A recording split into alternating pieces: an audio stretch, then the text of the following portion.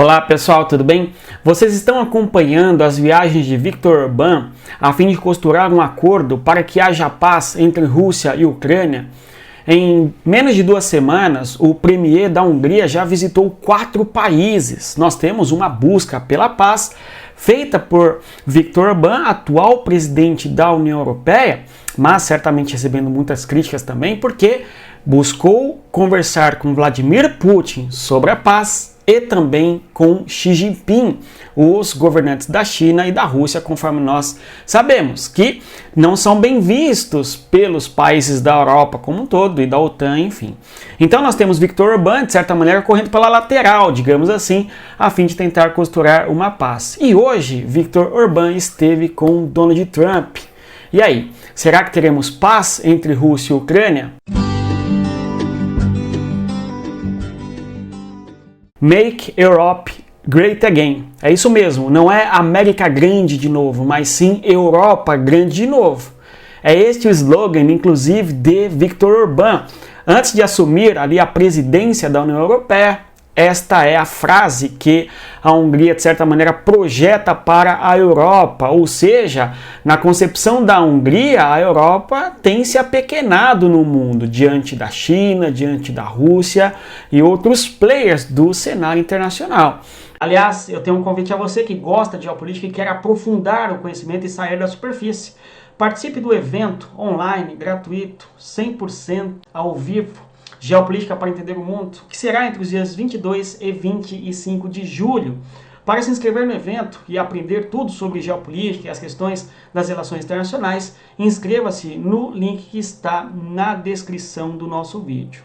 Voltando aqui, nós temos a viagem de Viktor Orbán hoje para os Estados Unidos, conforme mencionamos. Não por acaso nós temos um encontro diplomático hoje, né, entre Donald Trump, ex-presidente dos Estados Unidos, e Viktor Orbán, o atual premier da Hungria e o presidente da União Europeia, conforme nós observamos na introdução do nosso vídeo.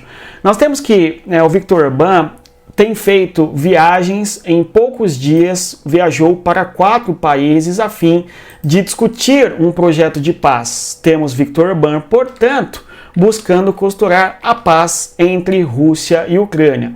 Desde quando assumiu a presidência, no dia 1º de julho de 2024 agora, da União Europeia, e é uma presidência rotativa, porque ao longo de 6 meses apenas, um país é presidente da União Europeia, e a vez da Hungria. Nós temos aí, ali no dia 2, nós temos um encontro entre Viktor Orbán e Volodymyr Zelensky. Então, se há uma guerra entre Ucrânia e Rússia, Viktor Orbán viajou para a Ucrânia a fim de escutar o que o Zelensky tem a dizer e, claro, propor que haja a tentativa por parte da Ucrânia de sentar às mesas de negociações para que haja paz.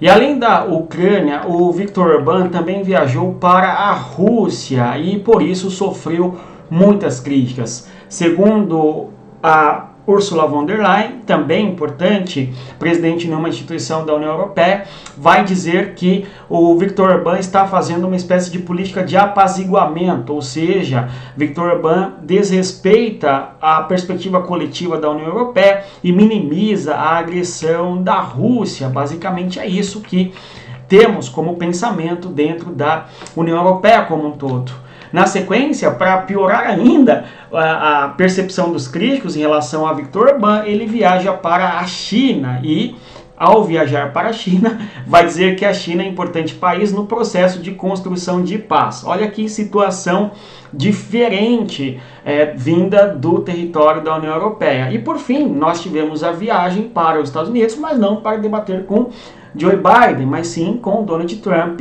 Inclusive, conforme nós mencionamos no início do vídeo aqui, o slogan do Viktor Orbán para a União Europeia é justamente inspirado, conforme observamos no slogan de Donald Trump, de que o mundo cresce e se desenvolve e os Estados Unidos se apequenam. No caso ali, a visão do Viktor Orbán é que a Europa diminuiu a importância diante do mundo, né? E temos o Viktor Orbán, portanto, visitando 4 países em poucos dias, em menos de 2 semanas, para discutir a paz entre Rússia e Ucrânia. A visita que Viktor Orbán fez para a Ucrânia e também para a Rússia segundo se discutiu, teriam sido visitas surpresas, né? É difícil um país em guerra receber, de repente, um presidente de um outro território, né? No caso da União Europeia, ou um premier da Hungria, e foi simplesmente uma viagem de repente.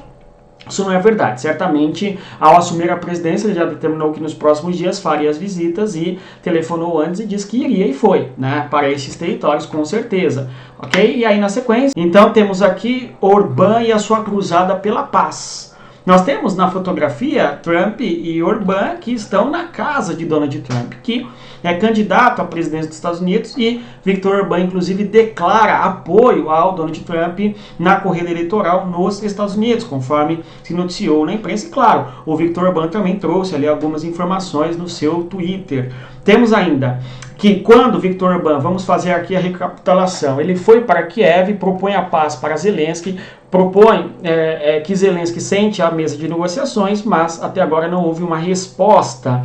E um fato importante, ainda é muito cedo, não é, para sabermos se estas viagens do Orbán surtirão efeitos, ok? Mas fato é que ele viaja para países, conforme eu disse na introdução do nosso vídeo, costurando por fora, digamos, ou seja, buscando de maneira diferente do que foi feito até então, uma tentativa de paz. Então ele discute com o Donald Trump, com o Xi Jinping e também com o Putin, além do Zelensky.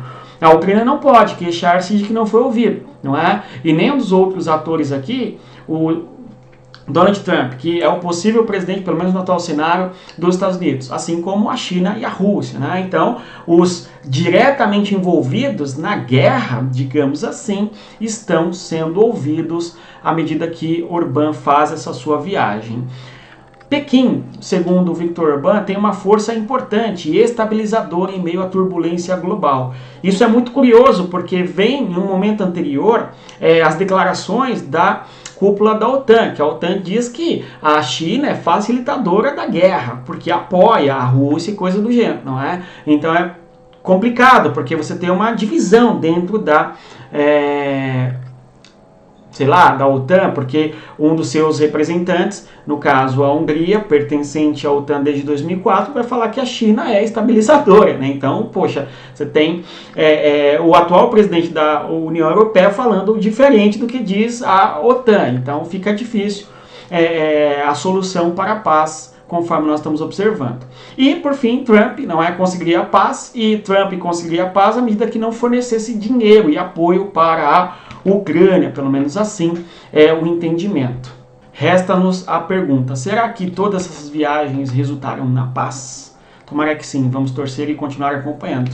Se você chegou até aqui, eu agradeço a presença, reitero o convite, venha fazer parte da comunidade geopolítica para entender o mundo, e curta, compartilhe, não é? E conforme sempre digo, respeita a geografia. Até mais. Tchau, pessoal.